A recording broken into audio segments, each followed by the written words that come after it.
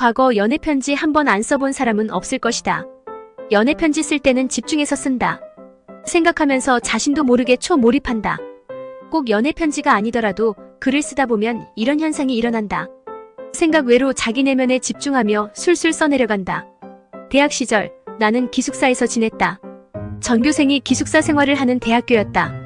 지금은 대전에 있는 국군 간호사관학교이다. 이곳 생활은 엄격히 규정되어 있다. 새벽 6시에 기상을 해서 연병장에 집합하여 간단하게 조회한다. 그리고 달리기를 한다. 그렇게 하루를 시작하고 식당으로 아침 식사를 하러 간다. 저학년은 모여서 줄을 서서 가야 했다. 기숙사와 식당은 걸어서 4분 정도 거리였는데도 함께 모여서 열을 맞추어 이동했다. 아침에는 빵과 수프, 빵에 넣을 다양한 고기들, 지금 쓰다 보니 어제 일처럼 기억이 새록새록 난다. 나는 이 빵 맛에 빠져 아침을 얼마나 배불리 많이 먹었던지 모른다. 덕분에 얼굴이 빵빵하게 되었지만 그때 그 빵은 정말 맛있었다. 식사 후 학과 출장을 한다. 학교도 기숙사 근처에 있다. 이때도 역시 모여서 오와 열을 맞춰 가방 들고 교복 입고 학과 출장을 했다. 학교에 가면 그 이후의 상황은 여느 일반 간호대학교와 비슷하다. 수업이 다 끝나면 기숙사로 와서 각자 자신이 하고 싶은 일을 하면서 시간을 보낸다. 휴식 시간 후 저녁 8시부터 대략 2시간 정도의 공부 시간이 있다. 일방에 5명이 있었고 각 생도의 소지품은 침대, 책상, 옷장을 하나씩 기본적으로 가졌다. 외출은 일주일에 3번 정도 있었다. 매일 외출할 수 있는 것이 아니었다. 생활 규칙으로 따지면 고등학생 때보다 더 엄한 규율이었다고 할 수 있었는데 주로 집이 먼 생도들을 배려한 규정이었다. 빡빡한 공부와 생활로 인해 대부분의 동기는 편지를 많이 썼다. 그 당시에만 해도 지금처럼 스마트폰이 발달한 것도 아니었기에 마음 편하게 소통하는 방법으로 편지 쓰기가 최고였다. 나도 마찬가지였다. 우연히 소개팅으로 알게 된 친구와 편지를 주고받게 되었다. 서로 상황이 비슷한 그 남자친구와는 편지로 많은 이야기를 나누었다. 편지 쓰기를 하면서 나는 내가 이렇게 글을 잘 쓰기도 하는구나라고 혼자서 자화자찬에 빠져본 적이 있었다. 신기한 일이다. 그전에는 글이라고는 거의 써보지 않았다. 대학 때 혼자 쓰고 보는 일기를 기숙사 생활을 하면서 시작하게 되었지만 글을 잘 쓰고 못 쓰는 것에는 관심이 없었다. 하지만 친구와 편지를 주고받으면서 쓴 글을 그 친구가 읽을 것을 생각해서 쓰는 글이다. 그래서 더욱 예의를 갖추고 정성을 다해서 썼을 것이다. 상대방을 배려하며 글을 쓰면서 나는 다른 부분에 대해서도 신경을 썼다. 누군가에게 상처가 되는 표현은 없는지, 그리고 최대한 상대방이니 나의 마음을 이해하기 쉽도록 오해 없이 받아들이도록 그런 것을 염두에 두면서 글을 쓰게 되었다. 친구이다 보니 더욱 마음을 열어 허심탄회하게 표현하게 되었다. 치읓그런 상태에서 쓰는 것이 어려운 일이 아닌 그냥 대화한다고 생각하게 되었고 자연스럽게 쓰게 되었다. 쓰면서 몰입하면서 더욱 자연스럽게 쓰게 되었다. 비록 글이라는 것을 거의 써보지 않았지만 소통에 초점을 두고 쓰다 보니 나도 모르게 잘 쓰게 된 것이다. 글을 쓸 때 자신을 믿어도 된다. 왜냐하면 사람은 누구나 표현하고 싶고 소통하고 싶은 욕구가 있기 때문이다. 글이라고 하면 말보다는 자주 안 써봤기 때문에 생소해서 자꾸 꺼려지게 되는 것뿐이다. 말하는 것처럼 글쓰기도 책쓰기도 시작한다면 타고난 본연의 욕구가 발동하여 누구나 쓰게 된다. 미리 걱정할 필요가 없다. 사람들의 성향을 크게 2종류로 나눌 수 있다.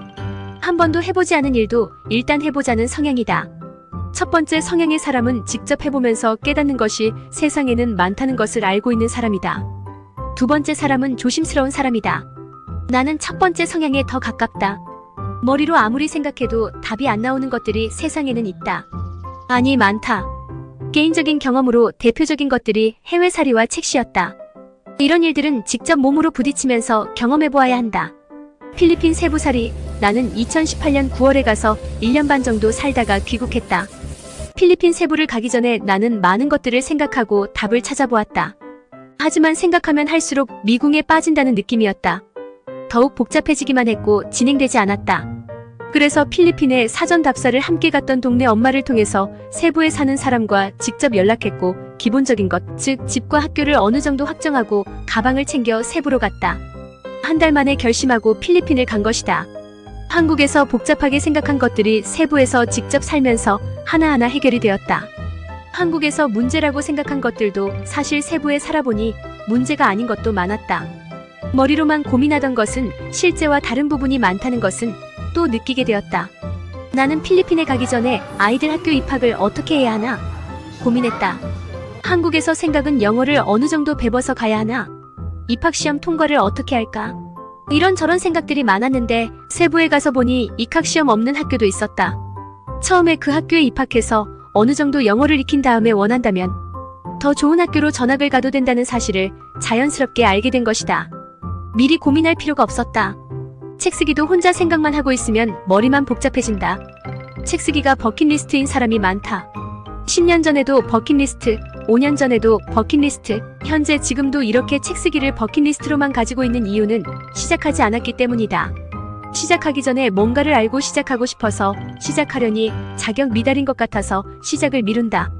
그런데도 큰 결심으로 시작하려 하면 지금 당장 해결해야 할 더 큰 다른 문제가 생겨 결국 시작하지 못한다. 그 이유는 좀 더 알고 뭔가를 하기 위한 성향 때문이다. 혼자서는 알기 어렵다. 책 쓰기 처음 할 때는 누군가의 조언을 받아서 하길 권한다. 혼자서 고민하기보다 지도받아 책 한 권 써내고 두 번째 책 쓰는 것이 인생에 훨씬 이득이고 본인이 더 많이 배운다. 인생이 길지도 않은데 언제까지 혼자 책 쓰기를 고민할 것인가? 자신을 믿고 쓰면 얼마든지 쓸 수 있다. 편안하게 그렇게 쓰다 보면 자신도 모르는 잠재 능력을 만나게 된다. 자신을 믿고 인간에 쓰고자 하는 욕구를 믿어라. 표현하고 싶은 욕구는 말에만 해당하는 것이 아니다. 소리를 내지 않은 말, 그래도 똑같이 해당이 된다. 자기 자신을 믿고 인간의 타고난 소통의 욕구를 믿는다면 책 쓰기 시작할 수 있다. 처음 책 쓰기에 있어서 중요한 것은 자신에 대한 믿음이다. 믿음이 있어야 시작도 하게 된다. 믿음이나 용기, 자신감이 없다면 아예 시작부터 힘들어져서 책 쓰기 도전에 실패하게 된다. 쓰기 시작했다면 나머지는 조언을 통해서 배우고 익히고 쓰면서 부족한 부분을 채우면 된다. 자신을 믿는 것 이상으로 또 강하게 믿어야 할 부분은 누구나 표현의 욕구가 있고 그 욕구는 말뿐 아니라 글로도 분출된다는 것이다. 글은 단지 많이 써보지 않았기 때문에 자신감이 없을 뿐이다. 한번 쓰기 시작하면 연애 편지 쓰듯이 그렇게 술술 쓰게 된다고 확신해보자. 믿고 쓰길 바란다. 믿고 쓰는 사람만이 인생 첫 책 쓰기 시작도 하고 그 시작이 발화점이 되어 출간도 한다.